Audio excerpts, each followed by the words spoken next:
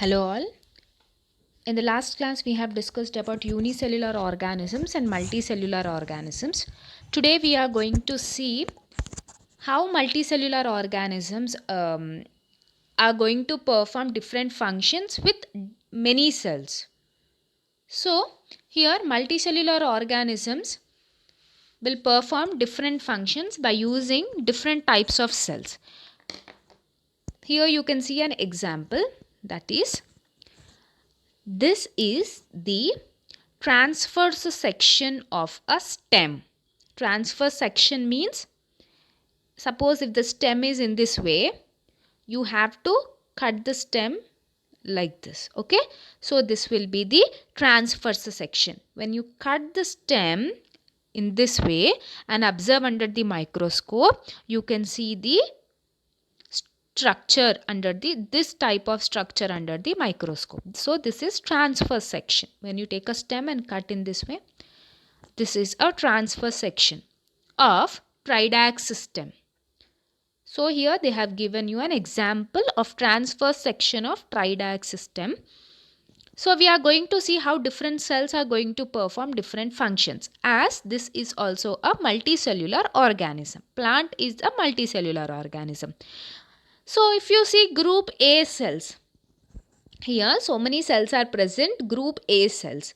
So group A cells will perform, it is the outermost layer of the stem and it gives shape to the cell. Group A cells give shape to the cell. So giving shape to the cell is performed by group A cells. And now coming to group B cells. Group B cells, these cells, so here these are group B cells. So group B cells are going to carry out photosynthesis process. Group B cell is going to carry out photosynthesis process. So that is the function of this cell.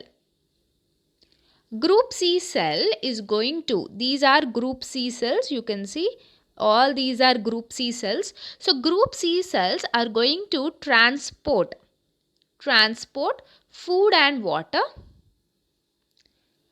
Group C cells are going to transport food and water to the plant.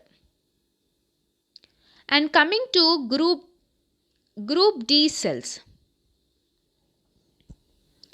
So group D cells, these are group D cells. So group D cells form matured stem. Later on it forms matured stem.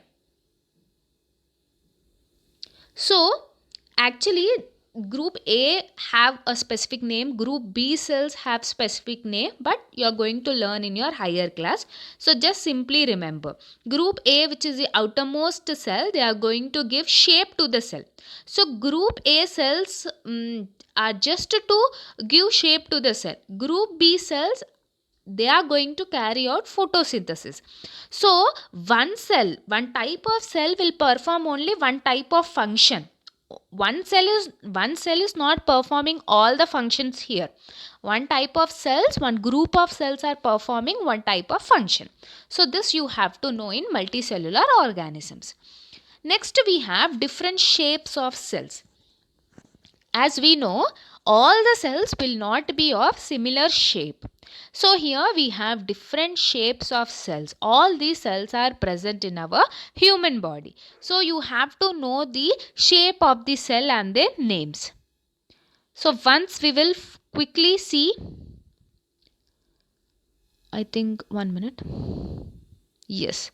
So first one is smooth muscle cell. Smooth muscle cell. So smooth muscle cell is in the form of spindle shape. Next, this is bone cell. It is present in the bone cell. And next here, striped muscle cell. Here we have two types of muscles in our body. One type of muscle will be smooth and one type of muscle will be on the muscle you will be having some lines on one type of muscle. So we call them as striped muscle cell. So the cell will be in this shape. Next we have a nerve cell. Nerve cell is, it will be very long in our body. So you can see it's like a plant, but it's not a plant, just to remember. So nerve cell. So you have to remember the shapes of these cells. Smooth muscle cell is in spindle shape. Striped muscle cells have striations on their muscle.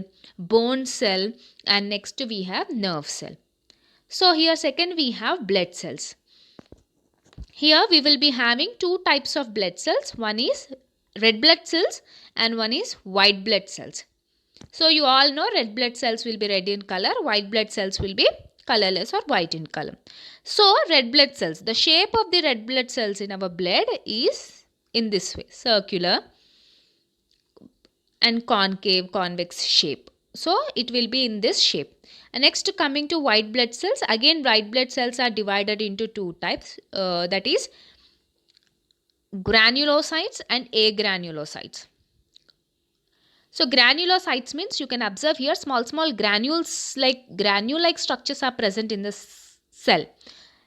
If you take a cell here, small granule-like structures are present in the cell.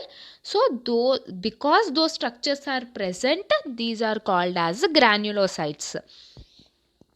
As granules are absent in this cells, we call them as agranulocytes. So we have here in the granulocytes, we have basophil, we have neutrophil, we have eosinophil, and in agranulocytes we have monocyte and lymphocyte. Each cell of white blood cells will have one function. Basophil will have one function, neutrophil will have one function, eosinophil will have one function, monocytes and lymphocytes also have functions in our body. So that we are going to learn in our higher classes. So you have to remember this flow chart. Red blood cells, they are divided into two types, that is red blood cells and white blood cells. White blood cells are again divided into granulocytes and agranulocytes. Why granulocytes? Because granules are present. Why agranulocytes? Because granules are absent. So this is about different types of cells. And here for you, we have a question here actually. See, if you see elephant is larger in size, and you can see human being is smaller in size compared to the elephant. Elephant is very big in size. Human being is very small in size. Now can you say why elephant is so big in size and why man is so small in size compared to elephant? Why it is happening? How? The size of the organism depends upon what? The size of the organism depends on what factors? So we have to know the size of the organism depends upon what factor. So the size of the organism depends upon the number of cells. See, for example, here we have seen elephant and man. Elephant is bigger in size. That means elephant have more number of cells. Elephant have more number of cells compared to man. Here man have less number of cells compared to elephant. So the size of the organism is going to depend upon the number of cells. But what we will be thinking? We will be thinking that the size of the organism will depend upon the size of the cell. If size of the cell is big, the organism will be big in size. But that is completely wrong. The size of an organism depends upon the number of cells. In elephant there are more number of cells, and in man there is less number of cells compared to elephant.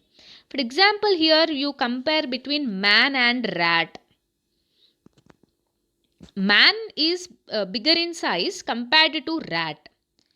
How? On what factors the size of the organism is depending? Number of cells. Man has here more number of cells compared to rat. Here rat has less number of cells compared to man. Okay. So generally, we say that only in the man we have 75 trillion cells which are present in our body. So this is just a fact. So you have to remember the size of the organism depends upon the number of cells, not on the size of the cells. If you see, in fact, if you see amoeba, we have to talk about amoeba, which is an important organism. Amoeba actually does not has any shape. It has no definite shape. That means no proper shape is present to amoeba. For example, you have seen, just now you have seen many examples like chlamydomonas, and you have seen bone cell, nerve cell, smooth muscle cell, red blood cell, white blood cells. They all have some particular shape. But coming to amoeba, it doesn't have any particular shape. It can take any shape. Maximum it will be in this way. Okay, and coming to amoeba, it is, you all know, it is single celled organism, that is unicellular organism. Okay, then you all know nucleus, it is very much important in producing the young ones and passing its genetic material to the young ones. And contractile vacuole, here contractile vacuole which is present in the amoeba is used for excretion purpose. And next, coming to the pseudopodia, very important structure in amoeba, pseudopodia. So what is the use of pseudopodia is, with the help of pseudopodia only, amoeba can move from one place to another place.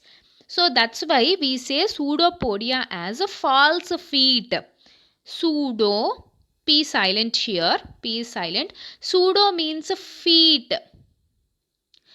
Pseudo means false here. Pseudo means false, and podia means feet.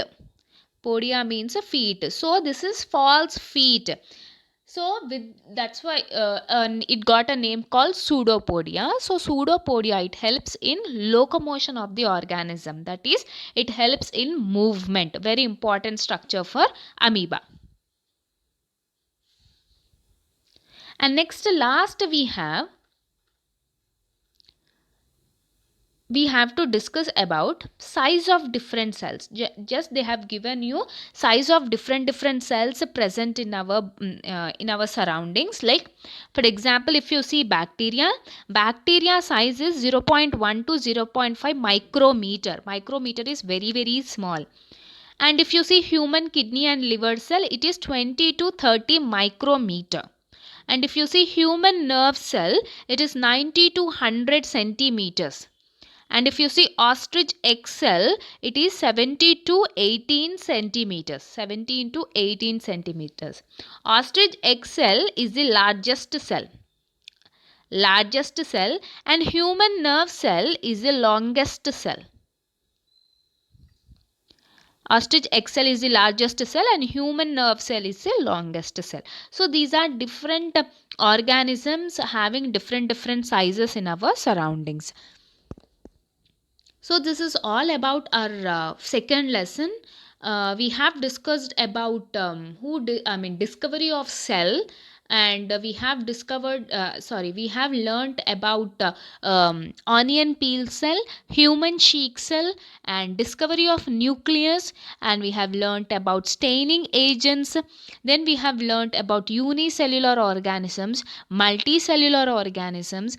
Then we have seen different shapes of cells which are present in human body, and also we have discussed the size of an organism depends upon number of cells, not on size of cells.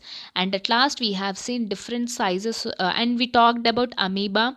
And we also talked about pseudopodia, the structure which is present in amoeba, which helps in locomotion. And last we have seen sizes of different cells. So this is all about your second lesson. So in the next video we are going to start with a third lesson.